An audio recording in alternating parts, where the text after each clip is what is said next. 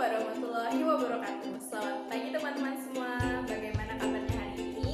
Alhamdulillah hari ini kita bisa bertemu lagi di kelas Bahasa Indonesia bersama Ibu Dila. Semoga teman-teman semua dalam keadaan sehat.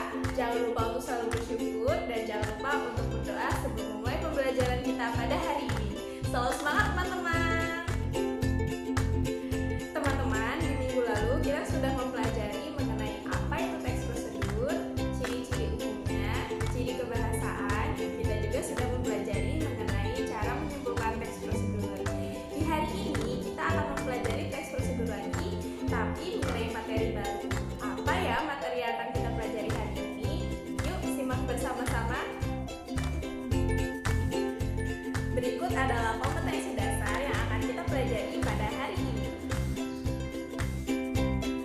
Teman-teman, berikut adalah tujuan dari pembelajaran kita pada hari ini. Teman-teman, sama seperti badan kita yang memiliki kepala, badan, dan juga kaki sebagai anggota gerak, teks prosedur juga memiliki kerangka atau struktur. Apakah kalian tahu apa saja yang menjadi struktur teks prosedur itu? Mari sama-sama kita simak penjelasan yang satu ini. Struktur teks prosedur terbagi menjadi dua jenis, yaitu struktur teks prosedur cara membuat dan struktur teks prosedur cara melakukan atau menggunakan alat.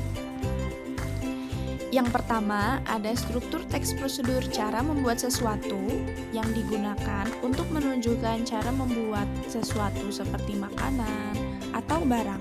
Contohnya, resep masakan, cara membuat bunga dari flanel, dan lain-lain.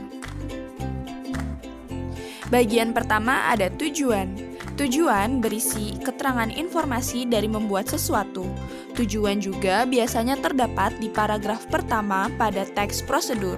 Contohnya, obat tradisional ini bisa mengatasi penyakit insomnia dan juga sebagai upaya melestarikan budaya Nusantara. Bagian yang kedua yaitu alat dan bahan. Bagian ini berisi daftar alat dan bahan yang digunakan dengan ukuran yang akurat. Contohnya, bahan 400 gram jamur kancing, 3 siung bawang putih yang dihaluskan. Alat 1 unit panci presto. Selanjutnya ada langkah-langkah yang berisi serangkaian langkah secara rinci dan berurutan. Contohnya, langkah-langkah cara membuat nasi goreng berikut. Bagian terakhir adalah penutup. Penutup sifatnya opsional, jadi boleh ada dan boleh tidak ada. Penutup berisi kalimat motivasi seperti keuntungan yang kita dapat atau ucapan selamat. Penutup juga berada di paragraf paling terakhir pada teks prosedur. Berikut adalah salah satu contoh penutup. Selanjutnya ada struktur teks prosedur cara melakukan atau menggunakan alat. Teks prosedur jenis ini digunakan untuk menunjukkan cara melakukan sesuatu atau menggunakan alat. Contohnya seperti cara membuat KTP elektronik atau cara melakukan gerakan tari bedana. Teks prosedur cara melakukan atau menggunakan alat juga memiliki struktur. Yang pertama ada tujuan, berisi pengantar umum atas apa yang akan dilakukan dan berisi kata-kata motivasi. Berikut adalah salah satu contoh bagian tujuan. Bagian selanjutnya adalah langkah-langkah yang berisi langkah-langkah untuk melakukan atau menggunakan sesuatu secara berurutan. Berikut adalah contoh langkah-langkah dari cara memainkan gamelan pehing atau cetik. Yang terakhir adalah penutup. Sama seperti teks prosedur cara membuat sesuatu, bagian penutup pada struktur teks prosedur cara melakukan atau menggunakan alat juga berisi kata-kata motivasi dan bersifat opsional. Ciri bahasa teks prosedur yang pertama menggunakan kalimat perintah. Kalimat perintah digunakan karena dalam teks prosedur memberikan panduan agar pembaca melakukan sesuatu. Contohnya, ambillah akar kelapa 5 cm. Yang kedua ada kalimat saran dan larangan. Kalimat saran dan larangan digunakan pembaca agar bisa mengikuti petunjuk dengan tepat sehingga diperoleh hasil yang maksimal saat menggunakan sesuatu, melakukan sesuatu, atau membuat sesuatu. Berikut adalah contoh kalimat saran dan contoh kalimat larangan.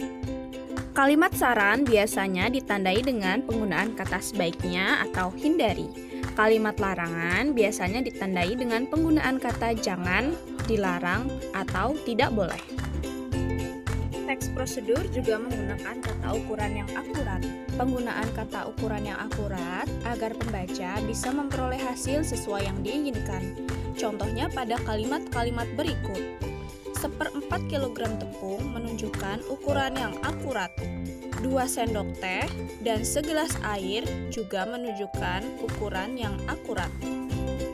Teks prosedur juga menggunakan kalimat dengan batasan yang jelas. Penggunaan kalimat jenis ini agar pembaca bisa mengikuti arahan dengan tepat dan diperoleh hasil sesuai keinginan. Apa bedanya batasan dengan ukuran yang akurat?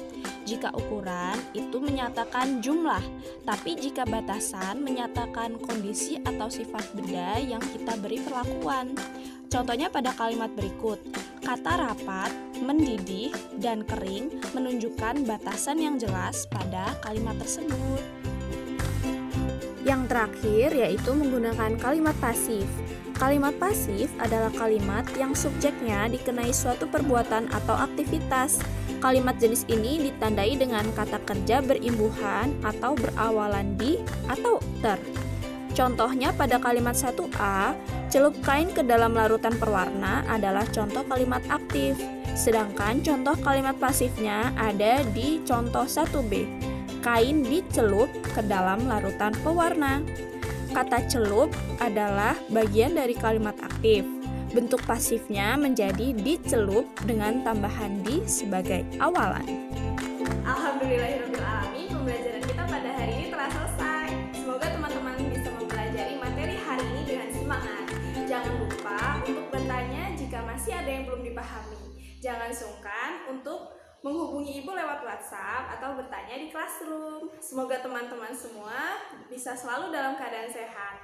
Jangan lupa untuk berterima kasih kepada orang tua kita yang telah membantu kita sehingga kita bisa belajar hari ini walaupun lewat kelas maya. Selalu semangat ya teman-teman, jangan lupa bersyukur, jangan lupa tersenyum agar imunitas kita tetap baik dan kita terhindar dari virus corona. Ibu akhiri, wassalamualaikum warahmatullahi wabarakatuh. Terima kasih teman-teman, sampai jumpa lagi.